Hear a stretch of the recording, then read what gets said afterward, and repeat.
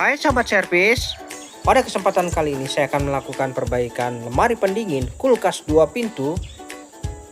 Di hadapan saya di sini ada kulkas 2 pintu dengan keluhan di bagian ruang refrigerator di sini tidak terasa dingin.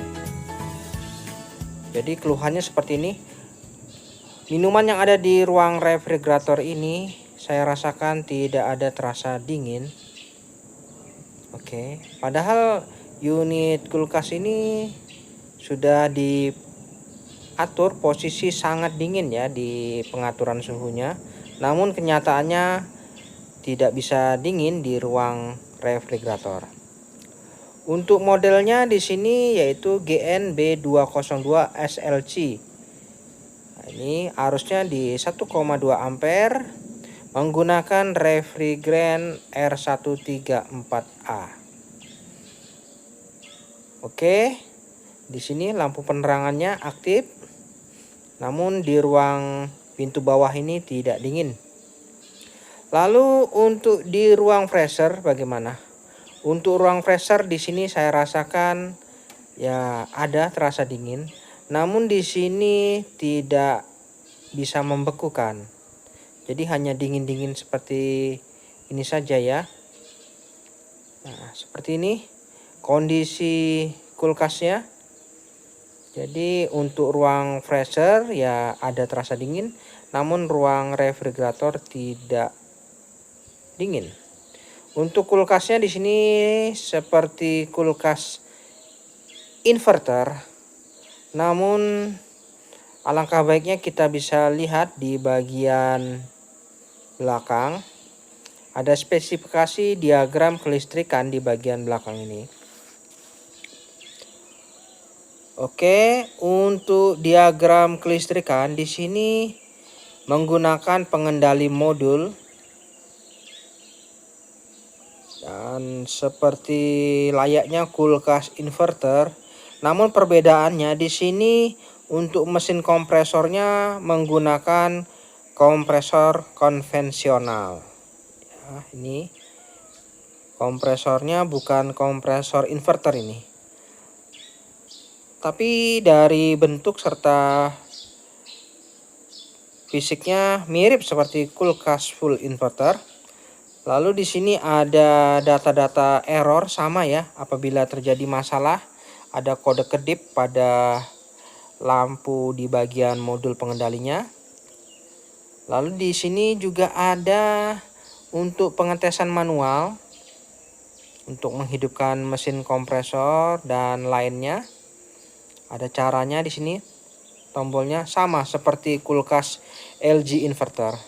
Lalu di bagian belakang ada box yang mana di dalam ini adalah modul pengendalinya. Oke, sama persis ya seperti kulkas inverter. Untuk penampungan di sini terdapat tetesan air, artinya posisinya ini lagi defrost. Untuk mesin kompresornya di sini bisa kita lihat menggunakan mesin kompresor konvensional dengan kode kompresor yaitu MA53LHJG yang kategorinya adalah 1/6 PK. Baik, di sini saya raba untuk pipa kondensor tidak ada terasa panas karena posisinya ini lagi defrost. Jadi mesin kompresor sedang istirahat ini.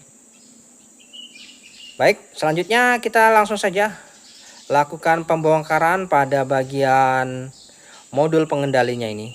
Di sini ada beberapa skrup yang harus saya lepas terlebih dahulu.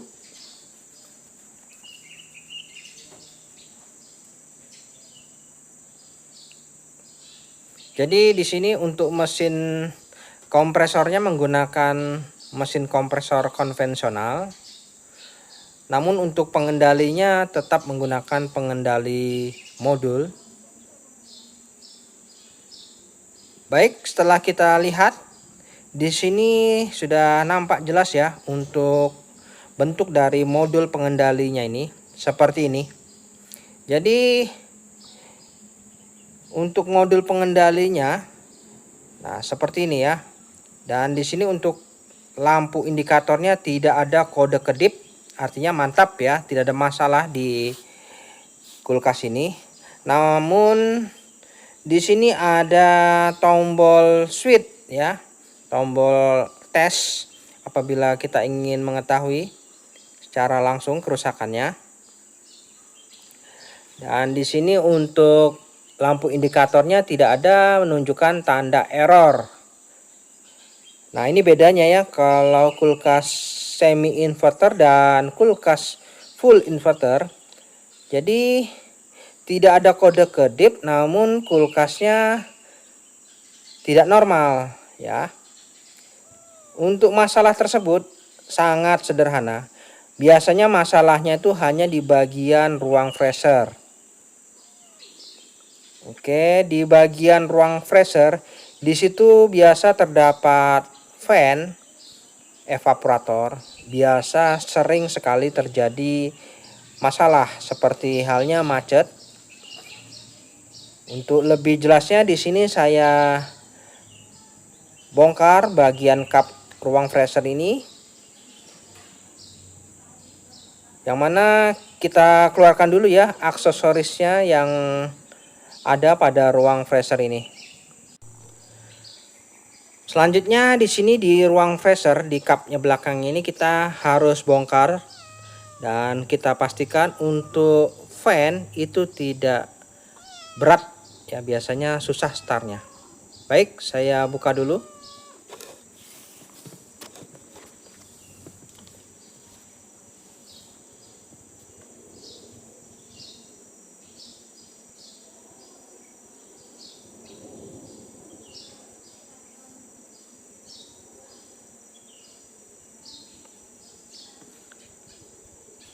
Dan untuk melakukan pembongkaran pada kapnya ini bisa kita tarik dulu perlahan-lahan ya. Dan setelah terbuka nampak jelas itu adalah baling-baling fan-nya. Pastikan di situ tidak seret atau tidak berat. Oke, di sini nampak berat ya. Jadi ini permasalahannya di bagian fan-nya ini yang bermasalah. Jadi gagal start dia fan-nya ini, sehingga tidak bisa mendinginkan di ruang freezer maupun ruang refrigerator.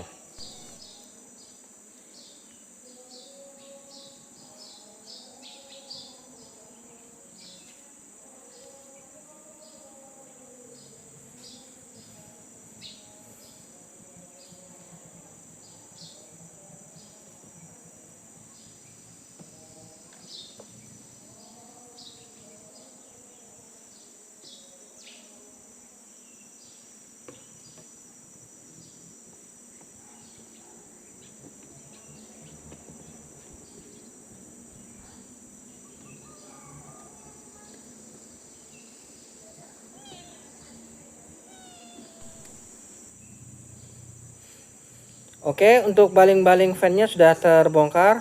Untuk evaporator mantap ya, di sini tidak ada masalah karena terjadi defrost. Lalu kita fokus saja di bagian baling-baling fan-nya ini. Kita akan lakukan pembongkaran pada bagian dinamo fan-nya ini dan kita berikan pelumas ya.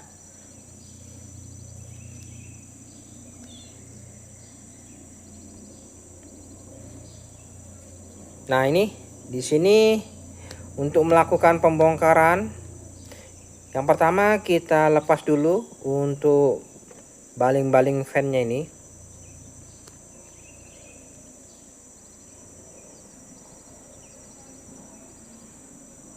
Nah, untuk melakukan pembongkaran mungkin apabila bisa kita lepas, ditarik baling-balingnya ini, namun apabila tidak bisa jangan dipaksa.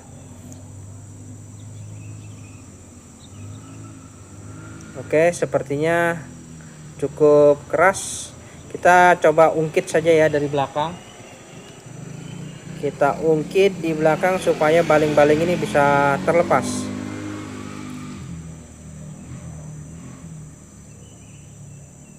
Nah, ini ya, kita dorong menggunakan tang cucut untuk menghindari patah pada baling-balingnya ini. Nah, ini di sini asnya ini terasa agak seret ya, jadi kita berikan pelumas. Namun untuk memberikan pelumas pada bagian as motor fan-nya ini tidak bisa hanya sekedar diberikan pelumas di bagian asnya saja. Namun kita harus bongkar karena di situ di bagian bushingnya itu yang sangat penting diberikan pelumas. Jadi kita harus lakukan pembongkaran.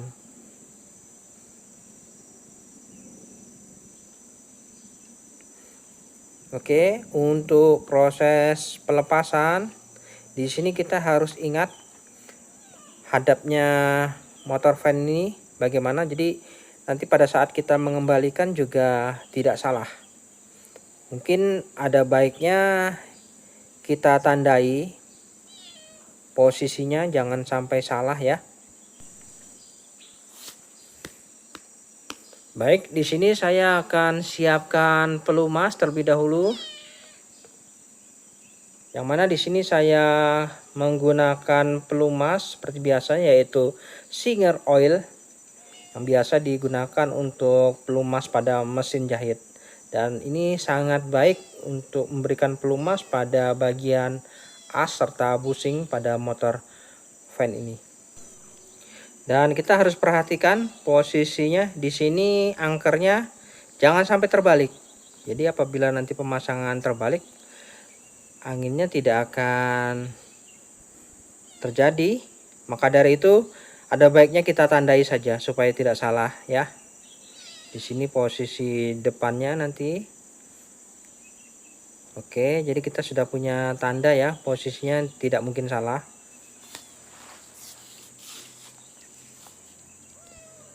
Nah, di sini saya akan melakukan pembongkaran pada bagian motor fan-nya ini. Untuk memberikan pelumas pada bagian as serta bushing, kita harus lakukan pembongkaran terlebih dahulu.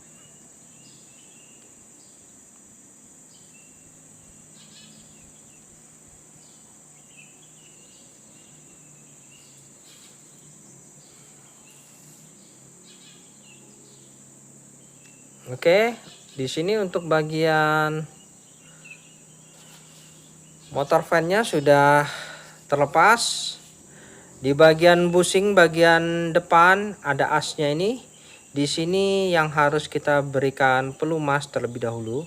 Lalu di bagian belakang juga kita berikan.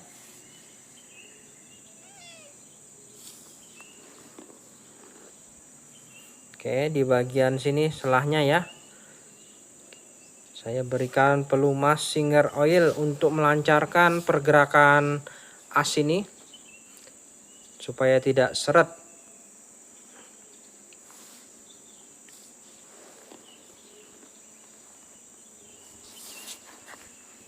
Oke, di sini sudah mulai lancar ya. Nah, seperti ini. Di bagian depan asnya ini terdapat seal pelindung debu ya.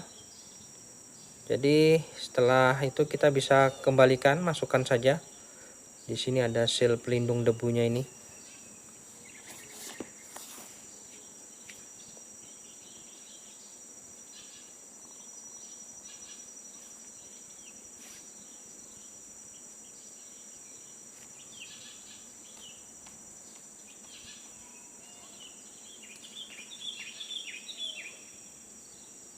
Oke, selanjutnya tinggal kita rakit kembali. Nah, seperti ini.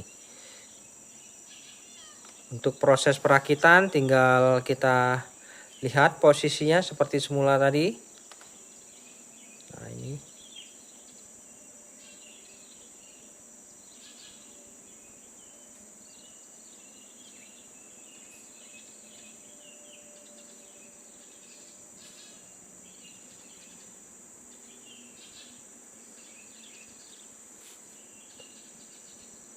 Oke. Untuk sekrupnya bisa diberi pelumas juga supaya lebih lancar.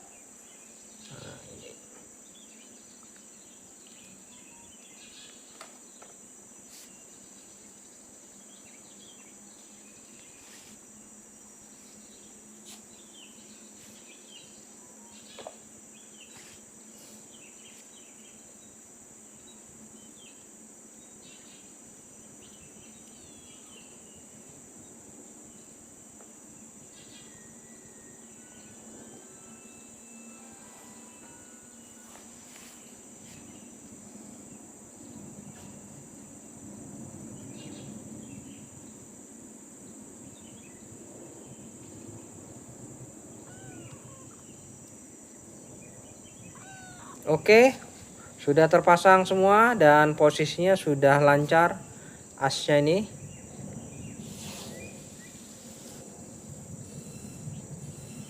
Dan untuk pelindung seal pada bagian asnya ini bisa dikembalikan masuk ke dalam.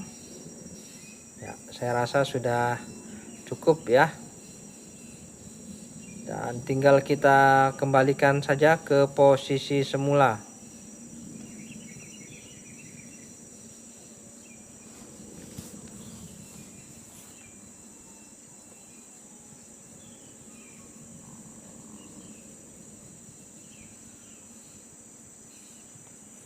Oke, saya kembalikan dulu ke posisi semula untuk motor fan-nya ini, serta baling-balingnya jangan lupa dikembalikan ke posisi asal.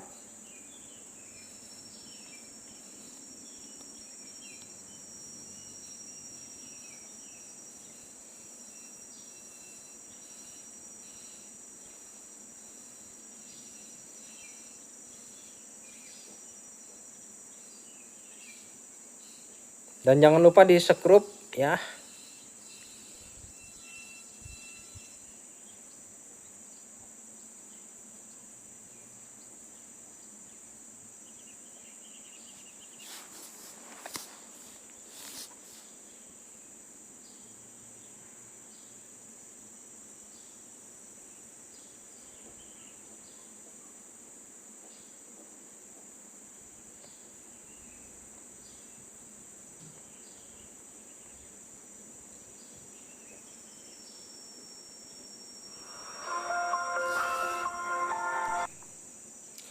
Oke, selanjutnya di sini saya berikan pelumas lagi sedikit biar lebih lancar untuk memasukkan baling-balingnya ini pada asnya.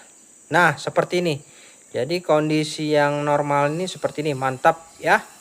Jadi untuk baling-baling fan-nya sudah lancar, pergerakannya tidak seret lagi. Tinggal dilakukan pemasangan pada ruang freezer.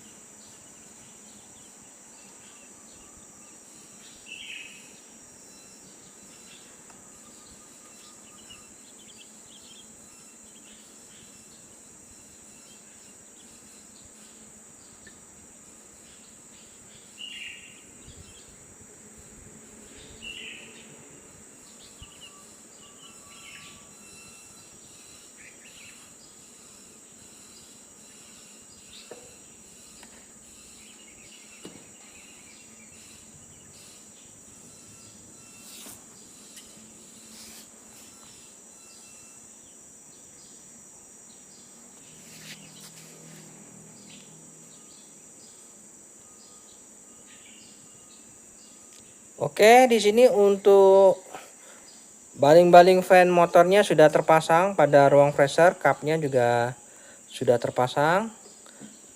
Selanjutnya tinggal kita tutup saja untuk cup bagian depan.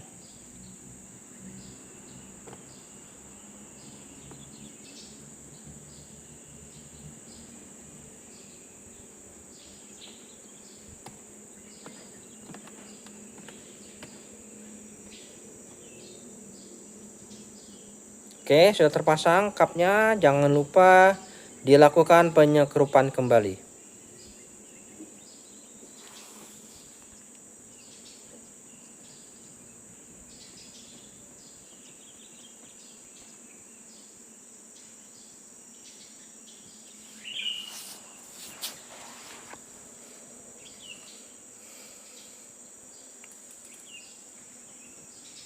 Lalu untuk aksesoris yang ada pada ruang freezer langsung saja dikembalikan ke posisi semula. Namun jangan lupa dibersihkan dulu ya. Saya lap-lap dulu.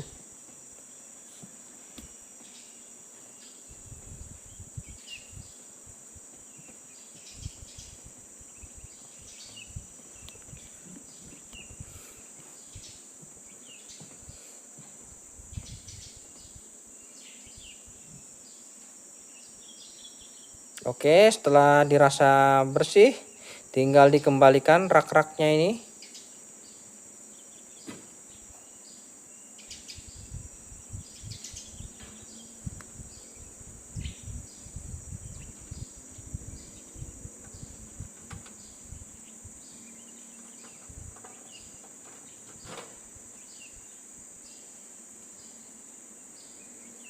Oke, semua sudah terkembalikan ke posisi semula. Jadi untuk perbaikan fan motor pada ruang freezer sudah selesai. Lanjut lagi ke bagian belakang. Di bagian belakang kita rapikan juga untuk penutup dari modul pengendalinya ini.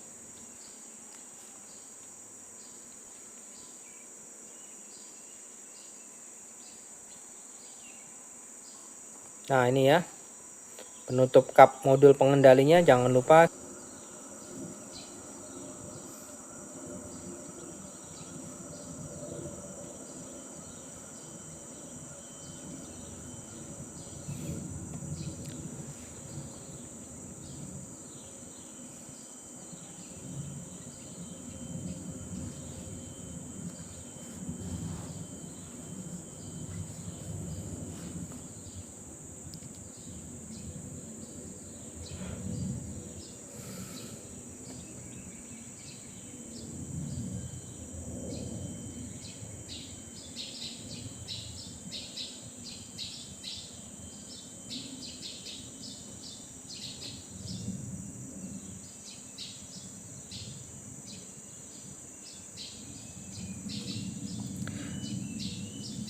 Oke, sudah kita rapikan untuk penutup pengendali modul.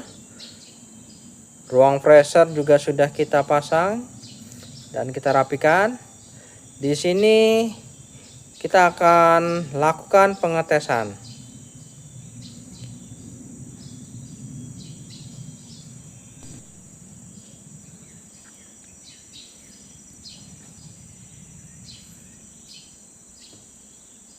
Ya, di sini saya ambil 2 botol air kemasan, lalu saya masukkan di ruang freezer, yang mana nanti kita akan lakukan pengetesan apakah di ruang freezer ini bisa membeku dengan sempurna. Yang pasti apabila di sini membeku, ruang refrigerator pasti akan terasa dingin. Baik, kita tinggal dulu, nanti kita cek kembali dalam beberapa hari. Baik teman-teman, setelah kurang lebih 4 hari kemudian, di sini saya lakukan pengecekan. Untuk ruang refrigerator bagaimana ya, yang kondisinya kemarin tidak dingin. Di sini raknya mantap ya, terasa dingin sudah. Air kemasan dalam botol juga terasa dinginnya. Bisa kita lihat, nah ini terasa dingin dan terlihat butek. Jadi untuk proses pendinginan pada ruang refrigerator di sini sudah sempurna. Lalu bagaimana di ruang freezer? Di ruang freezer di sini saya rasakan kepulan hawa dinginnya berhamburan keluar. Lalu air mineral yang kita lakukan pengetesan di sini sudah membeku. Nah, ya. Jadi untuk proses pembekuannya juga sudah sempurna, mantap. Untuk perbaikan kulkas ini saya rasa sudah cukup, dan sampai di sini dulu perjumpaan video saya, dan kita akan ketemu lagi pada video-video saya selanjutnya. Sampai jumpa.